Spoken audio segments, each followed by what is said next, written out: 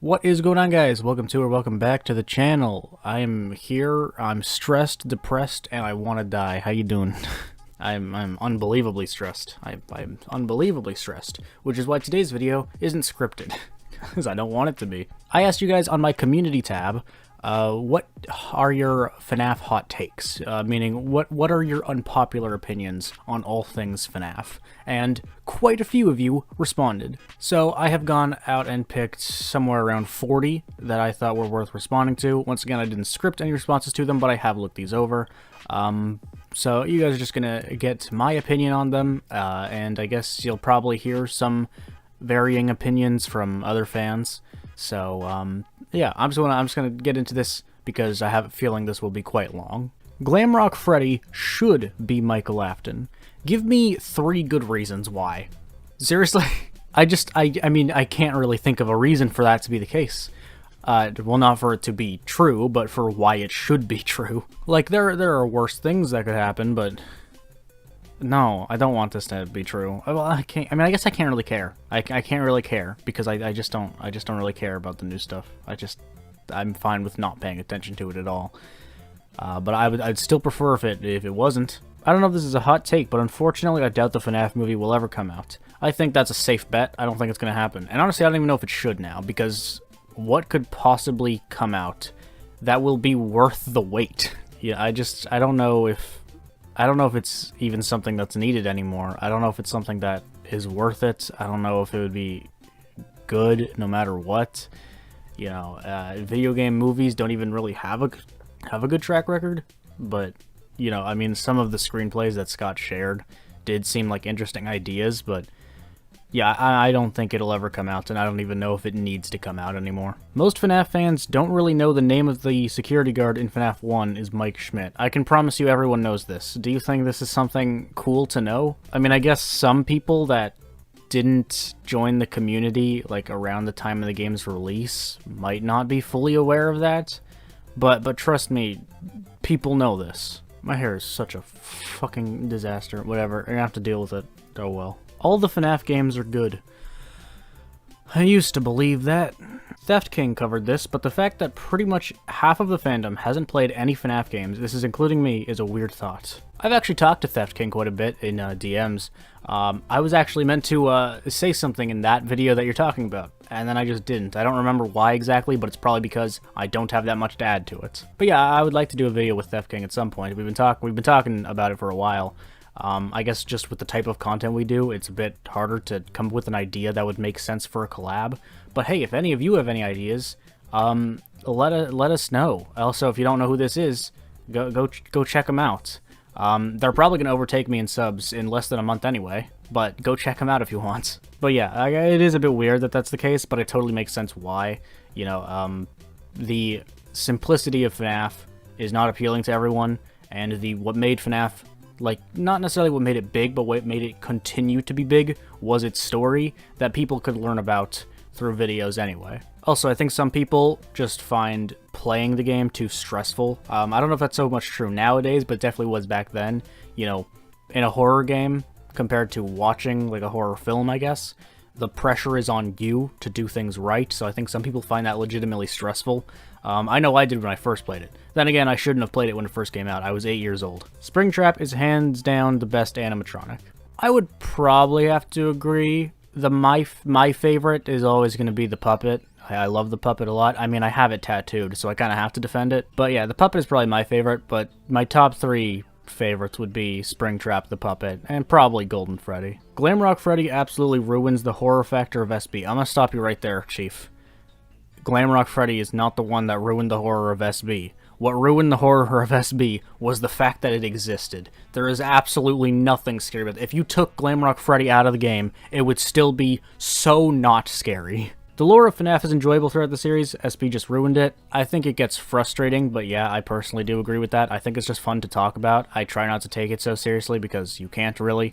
But yeah, I think it's just fun to talk about. FNAF 3 is the best game gameplay-wise. I fundamentally disagree. FNAF 4 is the scariest game in the franchise. That I agree with. Glitchtrap is a top 5 character design-wise. Do you mean, in what way do you mean design? Because if you mean just design of the physical character, I can't agree with that. There's nothing all that interesting about it. I mean, I wouldn't say it's bad, but it's a rabbit outfit that William Afton likely would have worn. There's nothing all that great about the way it looks, so I can't really agree that it's a top 5 design, but, I mean, it's not bad. FNAF 6 was the best ending for the series. As far as I'm concerned, that's a fact. Help Wanted should have taken place between FNAF 1 and FNAF 3 timeline-wise. That's a very long gap. FNAF 1 likely takes place, people say 1993, but regardless, it's early 90s, and FNAF 3 takes place early 2020s. So that's a pretty big time, it's a pretty big piece of time, you know, like, that's so much time that it could have fit in, so it's not very specific. But also, why? I don't know, just why? If it came out before the events of 3, then the events of 6 couldn't happen. I can't agree with this. And Burn Trap should have been the design for Scrap Trap. Absolutely, Burn Trap I like more than Scrap Trap from a design perspective, but there was no way Scott was going to make Burn Trap by himself for FNAF 6. Like, that's no. The only game that was actually made just to be a good video game was FNAF 1. Everything after that is solely to make the fans happy, which makes them not as good of video games. I fundamentally disagree. I think Scott, you know, say what you want about the games, say what you want about what you prefer or how, you know, overly convoluted it is. I think Scott, for basically every game, tried. FNAF 1 was his last attempt at making a game, so yeah, he definitely tried for that. But then in FNAF 2, you know, if you don't like it as much, that's fine, but there are so many more secrets, and the story develops so much further, and he could have just reused the FNAF 1 animatronic, but no, he made new characters. He made the puppet and gave it a really good story. He made the withered animatronics, which turned out really good. He put in the purple guy for the first time. Mangle was a really cool idea. You mentioned of Fredbear's for the first time. Scott absolutely put effort into FNAF 2. I'm sure it was definitely, you could argue that they were still rushed because they only took a few months to make. They could have all been better theoretically, but Scott definitely put effort into FNAF 2. And then FNAF 3, the amount of secrets are ridiculous, and if FNAF 3 was the end of the series, it wouldn't be a bad one by any means. The Happiest Day ending is fantastic, and the amount of minigames and the way they tell the story is also insanely good. And Springtrap as a design is amazing. And then FNAF 4's main purpose was to be scary. That was his focal point, and he smashed that. And then Sister Location was so different. Like, it's not one of my favorites, but it was so much more diverse in its gameplay. It featured voice acting, it featured some comedy as well as horror. He absolutely had to put effort into that one. It definitely, I would imagine out of most of the games he's made, that one took longer. And then FNAF 6, you know, featured the Pizzeria Tycoon thing, which I think a lot of people really liked, even if it's not super horror-based. And he gave it the ending that I personally think is the best of the series. It's absolutely fantastic, and he absolutely smashed it. So, yeah, I have to disagree with this completely. Like, FNAF 1 is one of the better games, in my opinion. It's one of my favorites of the series still. But I think FNAF 1 to 6 all took heart from Scott. You know, I think that's why I still like basically all of the games, because they clearly still have heart. And I would say that about all of them, like even Security Breach. I hate Security Breach, I really do. But that game took heart to make. You know, I don't have anything against the team of Steelwool. I think they just fucked up. But they clearly had heart in this. It clearly took time and effort. And I would say the same thing about Help Wanted. And Ultimate Custom Night, you know, it's not super story heavy, but with the amount of mechanics in there, definitely took Scott a lot of effort to make that work well. Yeah, I have to completely disagree with this. I found the Endo section in SB to be quite fun. Most of the game's difficulty comes from staff bots, which I find boring, but this section was new, fun, challenging, and actually somewhat scary.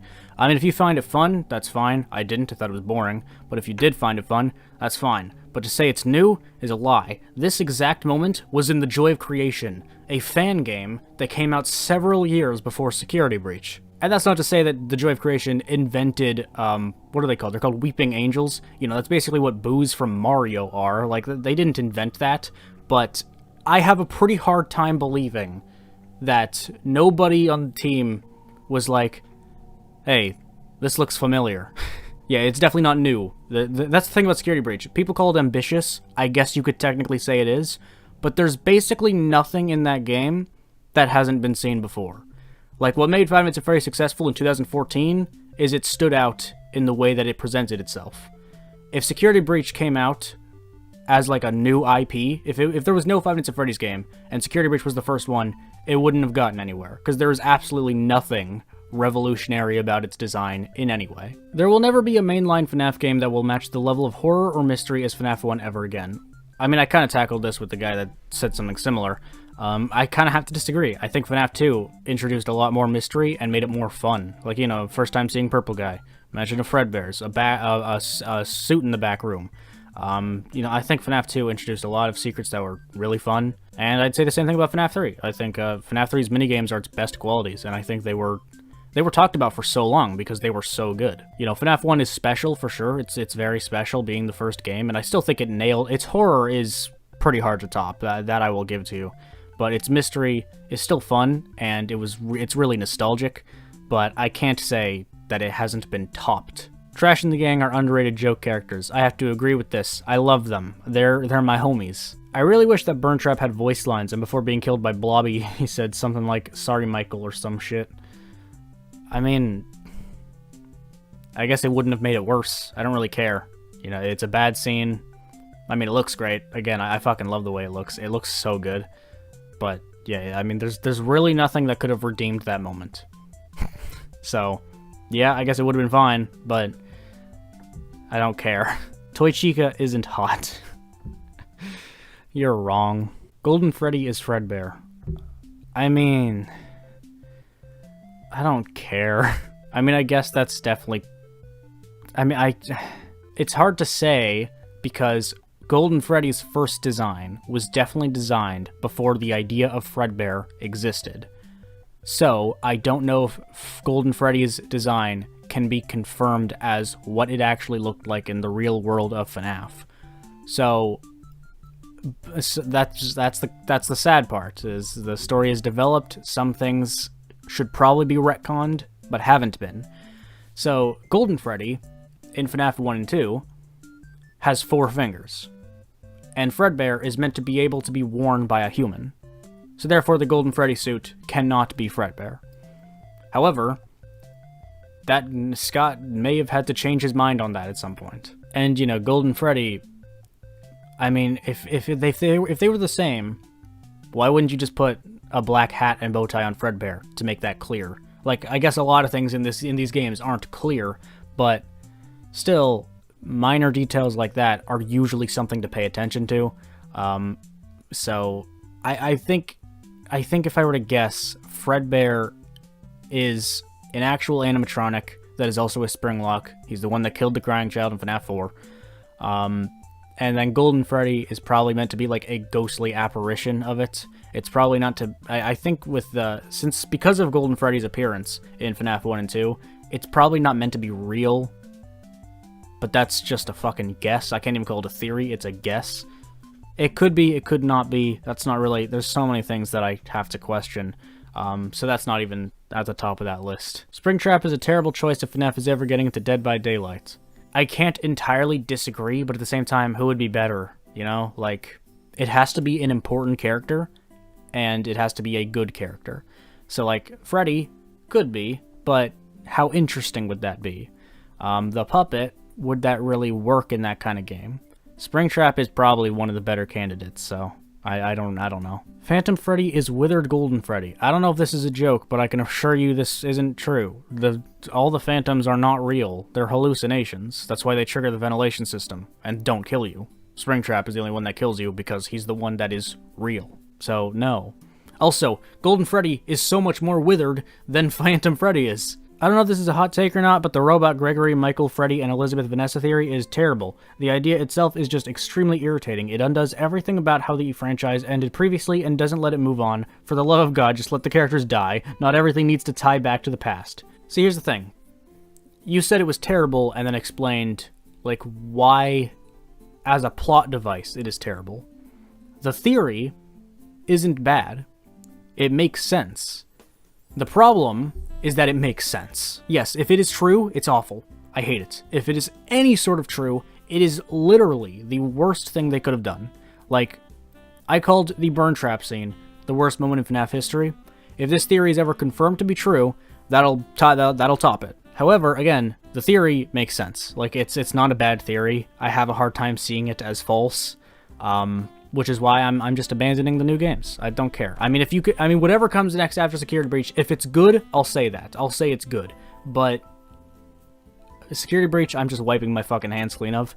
The lore, as far as I'm concerned, ended mainly at Ultimate Custom Night. But if you really want to take it to 8, Help Wanted, fine. But Security Breach will never, ever be canon in my head. No FNAF game is amazing or good. Don't get me wrong, they're fun, but even for indie games, they're not that amazing. It's more the entertainment value in them, and I think is why they're in such high praise. This is hard to read. That's good, but when some people talk about them, they act like it's the best thing ever since X amazing indie game. Still fun, though. Again, it kind of just depends on what you prefer in a game.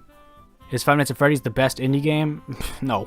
But the reason Five Nights at Freddy's was successful and then continued to be was its mystery and its secrets, and the first game in particular was successful primarily because it was legitimately scary, atmosphere-wise and stuff like that. I just don't really understand what you mean when you say, no FNAF game is good, still fun though. I don't know. I don't really get what you're saying. If your argument here is that no FNAF game is the best indie game, yes, that's true. But, you know, I think FNAF's story was done much more interestingly than... I can't think of a fucking indie game that caught my attention more than it. And I think I do think the originals were scary. I think FNAF 1, 2, and Ultimate Custom Night primarily are fun as games. I enjoy the mechanics. So, no, I can't really agree. I think parts of them are amazing, parts of them aren't. I don't really know. You said a lot of things, but I don't fully understand what your point is. FNAF lore is still good and interesting, prior to Security Breach. Afton should never come back after SB. That is just a fact. Security Breach is one of the best FNAF games. It's bad as a FNAF/horror game, but if you separate from the FNAF series, it's alright. I've heard this argument a lot, I still can't agree with it. I was so bored playing that game. I don't want the game to get patched, because the bugs are what makes it fun. Genuinely. I love seeing how stupid shit gets, and it's so fucking funny. But the game is boring. It's bland. You know, it's bland and uninteresting. It's not scary. It's not intriguing.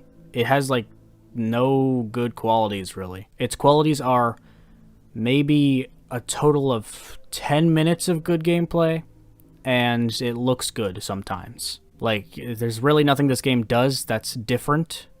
Like, that's the thing. It's different from what's in the FNAF series. But if you want to separate it from the FNAF series, it's nothing different. It's nothing new. It's nothing exciting. It's one of the weakest FNAF games, even outside of FNAF. I think bringing back Afton makes sense, and he is one of only 3 characters that you can bring back with an okay reasoning. Other one being Golden Freddy and the Puppet because of Cassidy. I don't fully know what you mean by that, but let's proceed. But the main reason for why we hate the fact that Afton is back in Security Breach is because of how soon it was. No, that's not why. It's literally not. Security Breach is the first real mainline game since 6, and seeing that Afton is back so quickly makes us feel cheated. What Steelwool should have done is make focus on Vanny for a while, make that like 36 games at least, with her being the killer, and hint towards her rebuilding Afton, while Cassidy is still tormenting him, and then bring Afton back. That's what they should have done, but they didn't, unfortunately. I guess if they waited a bit more, it would have been less annoying, but no, that's not why I didn't like it. I didn't like it because I want the fucking story to end. I want it to be over. I don't want it to continue. I just don't. That's why I didn't like it. If they brought back the Puppet or Cassidy as well, I'd still be mad. Don't do that. Also, I love blaming Steelwool for things, sure. Again, not to disrespect them, but they fucked up real bad. But Scott still had to approve of this. He was definitely the one. I mean, maybe he didn't come up with the idea. That's possible. But he still had to say, yeah, sure, we could have Burn Trap in the game along with the Blob. He had to agree to that, so we still gotta blame him. Yeah, I think they should have never brought him back, but yeah, I guess you said 3 to 6 games. If you make 3 to 6 games the size of Security Breach, sure, you can bring William Afton back in like 10, 15 years, I guess. Because that's how long it would take. What so many people consider to be a plus for Security Breach, to me, is a very unappealing negative. I think giving fun, quirky personalities to the animatronics was a mistake. I'm yet again one of those morons that prefers that horrific touch to some of the past animatronics. You guys know that, yes, I think horror in FNAF is better than otherwise. But it's not just the personalities of the animatronics that are ridiculous. The whole game is dumb. It's bright, colorful, childish, and full of personality. So, because the entire game is like that, I think giving these characters that personality was a positive, because out of all of the ridiculousness, it was some of the more enjoyable ridiculousness. You know, Glamrock Freddy, Sundrop, Roxanne, they are at least entertaining. They are fun. So that's why I see them as positives of the game. But, yes, I do think a horror FNAF game is better than not. But again, yeah, the entire game is so fucking flashy. It's a kid's game. It really is. No matter how I don't care what the ESRB says by slapping a T on the cover. It's a kid's game. So, the characters being ridiculous, I don't like in general, but in this game, it is an up for me. The FNAF lore isn't as hard to follow as people say, it's just terribly placed since you need to read code to find crucial points. See, you want that to be true. You might have convinced yourself that is true, but it isn't. Yes, theoretically, putting together a timeline is doable. Figuring out stories of certain characters is doable.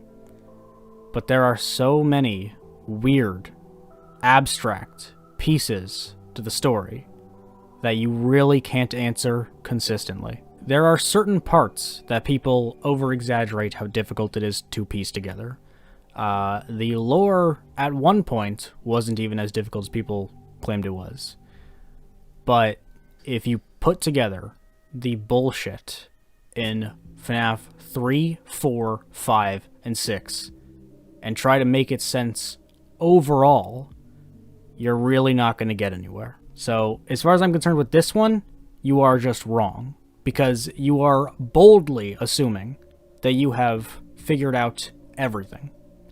Which is, I promise you, not true. And the last one, finally, is Glitchtrap is a fine enough antagonist for the new era of FNAF. I mostly just treat him as a separate entity from William Afton himself, and I did find his design and help on it to be super unnerving at times. I will say, however, that using him as an excuse to bring back William Afton for the third time through Burntrap was super lazy and tired out. If Vanny just simply put together an amalgamation animatronic and put Glitchtrap's AI in it, I think the reception wouldn't have been as bad. I mean, I still don't like Glitchtrap for what he is. I don't. I think the way you say Burntrap was super lazy and tired out, I think Glitchtrap is too. I think it was such a stretch to be it was such a stretch to be lazy to bring back William Afton.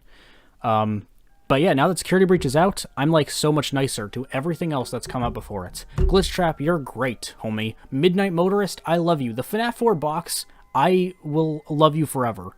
I have literally become so in love with everything I used to hate, now that I know it could have been so much worse. So yeah, if they did literally anything else than what they did with Glitchtrap, I would have liked it more. You are right. So that is going to be all for this video. These were your FNAF hot takes. I didn't get to all of them, but I got to quite a few of them, and this video is definitely going to be quite long.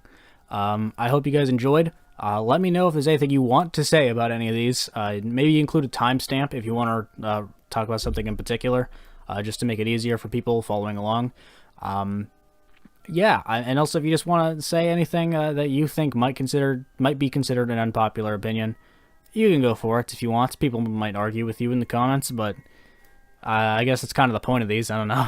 That is going to be all from me. I will see you guys next time.